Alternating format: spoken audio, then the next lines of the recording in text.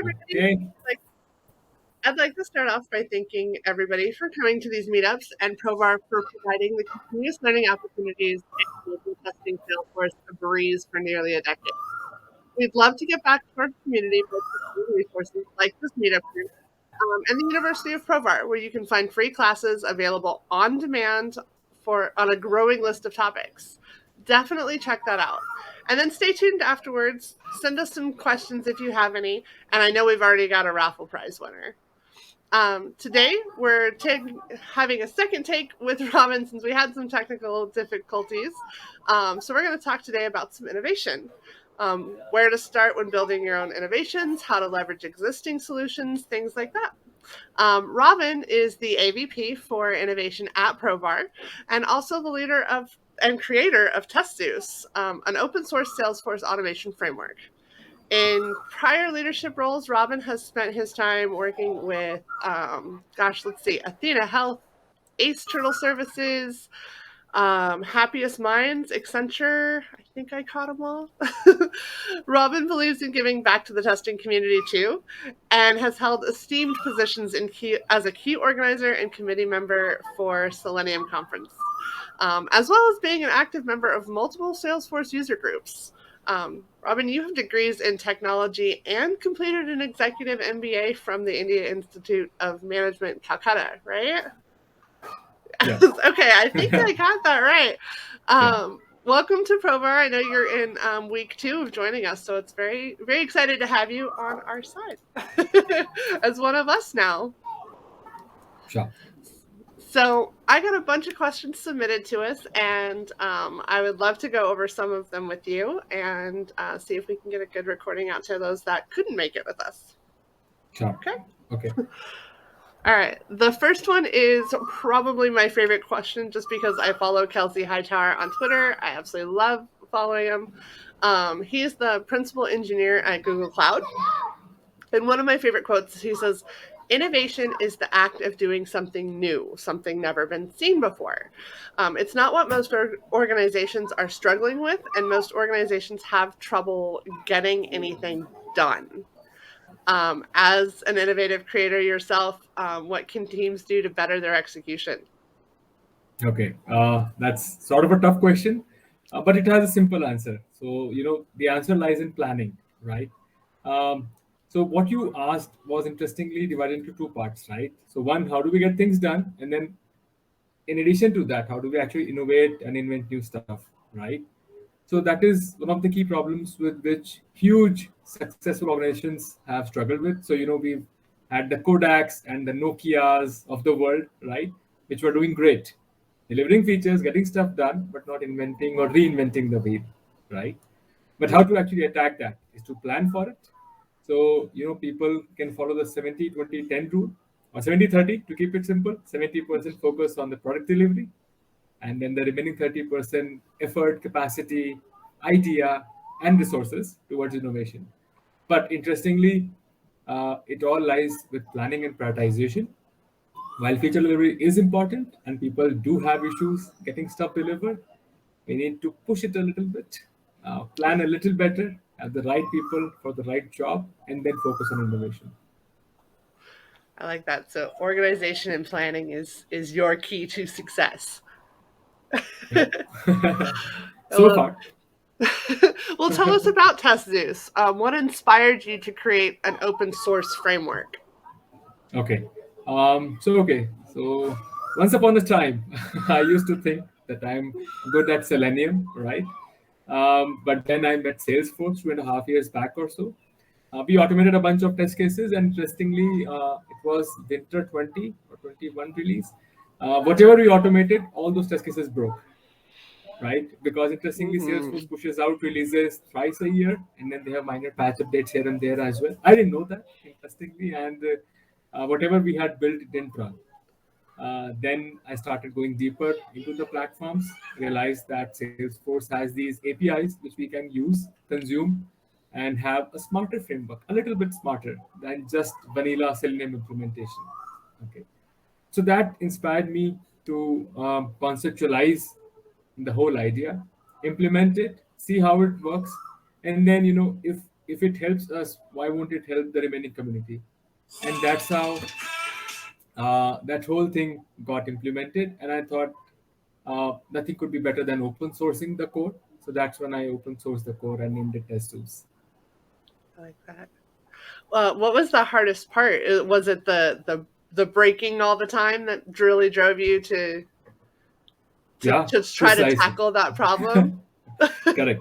Yeah, very true. So every time Salesforce does a release, right, you've got to run the test, not just one to fix them, but also obviously to certify the platform, right, to certify the Mhm. CRM or whatever piece which we are implementing. So that was definitely one of the key drivers. I know that that's how Provar got started too. Was that frustration of everything breaking, and there has to Correct. be a better way, right? Yeah. Correct. I love that. And you mentioned using the API. I think a lot of us that work in automation focus so much on the front end. What brought you about to the API side of things? Okay, that's a very interesting question. And so when I scroll through LinkedIn or some of these social networks, right, there are these posts around Selenium implementation and XPath and UI automation and all those things. Hmm. But people, a lot of times miss the bigger picture, right? Any system, whether it's Salesforce, Oracle, Workday, or even homegrown platforms, right? People should look at them as an entire architecture. But people generally look at them as a website which has some HTML and we should be able to do clicks, right? So even I used to follow that design pattern, but then I realized that we can only engineer the test automation framework if we look at the whole engineering architecture. And that's what drove me to the APIs. That let me see what's behind the hood, or let me just pop the hood and see what's happening with the APIs, and can we use that? And interestingly, we can use them. Yeah, I once I finally found APIs, I know I really it was like playing with a new toy. I wanted to learn more and Correct. more about it. Yeah, Do you feel the and you same will way? never go back to 100% UI automation. It's Yeah. true. Once you find the other side of it, it's just this Yeah. complete picture, and all of a sudden it kind of clicks together. Is that how Correct. you The felt? dark side. Dark side. Come to the Yeah. dark side. Yeah. Right. I love that. In your opinion, how does continuous testing play a vital role in true DevOps culture? Okay. Yeah. Okay. So, I had a very close, head of DevOps in one of my previous organizations, and he had this quote. So I'm just gonna copy it shamelessly. That continuous delivery without testing is just continuous delivery of bugs, right? Ooh. So CI/CD has to have this third leg, CT, continuous testing. If we are not testing it, but we are doing, maybe daily deployments or thrice a day deployments every month, right? We are just deploying bugs, and you never know when they will come back and bite us. Interestingly, on Salesforce, it is not just us, the development team who delivers features. Salesforce as well does a lot of the magic behind the curtains. So CI/CD has got to have that CT element to it, and that's why continuous testing is paramount in such a hostile environment, if I may say. Now, I like that. Continuous delivery without testing is continuously delivering bugs. I think that's really gold. Correct. That's beautiful. What advice would you give to innovators looking to create solutions to bring that level of value and quality to their teams? I know it's really hard to get continuous testing to be part of the grand scheme. So, what's your advice? Okay. Okay, let's attack that at the bigger picture level, right? So innovation could be one element, but we can interestingly break it into these three parts, right? Or in a triangle. So people, process, and technology, right? And a lot of times people just look at innovation as, I'll find some gold mine of, this tech stack, which will just improve everything. It doesn't work like that. And also, then people undermine the importance of people and processes in that triangle, which I was mentioned, right? So it's the Mm, PPT, people, process, technology, right?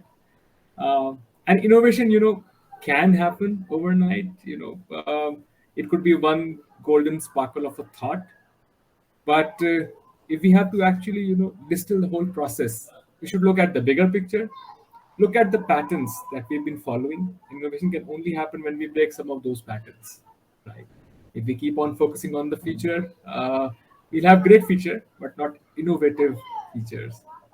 So looking at the backlog is good, but just taking a step back, looking at the bigger picture along the lines of people, process, technology, seeing the trends and patterns, and then trying to make maybe 1 inch moves, 1% increments can actually push the whole thing forward by a lot. Love that. Baby steps. Correct, exactly. Right. I can imagine it would be easy to be overwhelmed when you're trying to come up with something new and something just never seen before. So, what would you tell somebody who wants to be creative and innovative but gets overwhelmed? So I used to get overwhelmed a lot, and you once you start thinking of something, right, and you passionately think about it, your brain will start shooting ideas at it. Can we do this? Can we do that? Right? I literally used to sometimes maybe stop my car and take notes on the mobile. Uh, the easier way is just whenever you are working, carry a notepad and a pen. You can be old school, or you could be OneNote, Evernote, whatever fancy note taking app you have, right? Just jot the things down, right? That's like phase one. And phase two is don't act on any of them, just sleep over them. Next morning review that list. Your brain will automatically distill a lot of that, and you'll see the top 1 or 2 things which you can follow. The idea is not to spread yourself too thin on 10 ideas, and 50 cups of coffee later you're like, oh my god, why did I do this? Right. Yes, coffee, the So driving force, right? yeah. The dark side again. Right. And I know Yeah, you have a passion for coffee. We've talked about this before. So I am yeah. very much looking forward to the day I can sit down and have some coffee with you. Hazelnut cappuccino. Ooh, sounds so good. Yeah. Yeah. How do But you yeah, yeah. balance your innovation and your personal life, just day-to-day work, actual work tasks? Because I know when you sit down and create something new like Test Zeus as a passion project, it's outside of your 9 to 5 daily Correct. job, right? Yeah. So how did you balance everything? Yeah. Um, so this is something again one of my mentors earlier in my career told me that, see, Robin, when you'll grow older in life, you'll be juggling balls, and as you grow older, you'll get more balls to juggle. Right. So you'll have family, you'll have job. Interestingly, you'll have some passion projects. You want to have coffee with friends, so on and so forth. Hmm. But again, the key is prioritization and organization to it. Right. So I like to divide my work into chunks, okay, and I'll also block some time with myself on Friday, 1 to 2 p.m. IST or something like that. No meetings, no nothing, just me and my notebook. Again, prioritizing what needs to be done on the next Monday or the next week. Friday evenings are generally booked for family, unless I'm mentoring others or meeting someone very, very important outside of family. And then in addition to that, if if I really get some ideas like test Zeus, or if I'm contributing to open source or a conference or whatever, Saturday nights and Sunday nights are reserved for that. So make a big cup of coffee, open the laptop, get coding. Again, coffee creates code, right? Yeah, I had interesting. I had a Yes. professor way back in college that said if you want good code, make good coffee. So Oh, that's a very interesting quote. I'm gonna copy that. okay, I'll have to dig through and try to remember which professor told me, but I'll let you have it. Okay. Thank you. So I know when we're as a QA when I was looking for tools, and I never got so brave as to try to create my own. But obviously, when you're trying to pick up a new tool, pricing can be the difference between using the tool that would be best for the job and the tool that you can access and actually convince your boss to pay for and things like that. Yeah. So, do you have any advice to make the best out of a situation like that? Yeah, definitely. So over the years in my roles, right, I have worked with automation and process automation like RPA, low code, no code as well to some extent. And what I realize is that a lot of times people specifically, so if we just look at the whole world as a map, right? So people in EMEA, EMEA, and Asia Pacific, Southeast Asia, some of these regions are very price sensitive. Okay, Mm, so they look at the short term answer: can we do it free? Can we build it on our own? Um, can we use this low cost option, not the pricey one? But they tend to miss out the long run repercussions, right? Maybe what is low cost is actually not low code, and it's as good as coding it on your own, right? Or maybe it could have maintenance issues, right? So there are many tools out there which promise Salesforce automation, but interestingly, they don't optimize it for Salesforce releases, right? And yeah. people, just look at the price angle or the cost and say, oh, we don't need this, we will just build it on our own. And 1 year later, realize that, oh my God, we should have caught the train of buying that tool. Yeah, and now you've lost a year of work and revenue and everything like that. So Correct, exactly. keeping And keeping the bigger yeah, you're picture. just adding people to maintain your own code base, right? So, long story short, when you are doing such buy versus build analysis, cost should be one, but not the defining angle. There should be other pieces, right? Like what's the forecast for the amount of resources we'll need, or the forecast for the amount of maintenance that we'll do. How Mm, how low is it actually on the low code spectrum, right? So on and so forth. So costing should be one, but not the defining one. that's good advice. I know it's something that I've definitely struggled with through my career, and there's been more than once where I have written API frameworks, but never quite the same caliber as TestZeus. So that's where I'm the person that's like, nope, that's overwhelming. Yeah. Right. Getting started is easy, but running with that car is actually difficult. Yeah. Well, I think that's some really good advice. I love the idea of keeping that big picture in mind and breaking it into little baby steps and a lot of planning. I think that Correct. tends to go. I think that's usually the rush step, and it sounds like that's where the focus should be. Correct. Exactly. Yeah.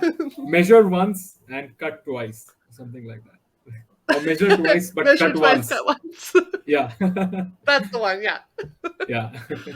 Well, thank you for all of your advice. I'm actually kind of excited to go back and start work on some of my side passion projects again because lost a little gumption on working on them, but I think I'm ready to sit down and do some more planning. Okay. Just that long cup of coffee with vanilla Yeah. and chocolate. Yes. Well, thank you again, Robin. I really enjoy talking to you. I hope we get to do this again soon. But thank you for taking time out for a take two with me. Sure. Thank you so much.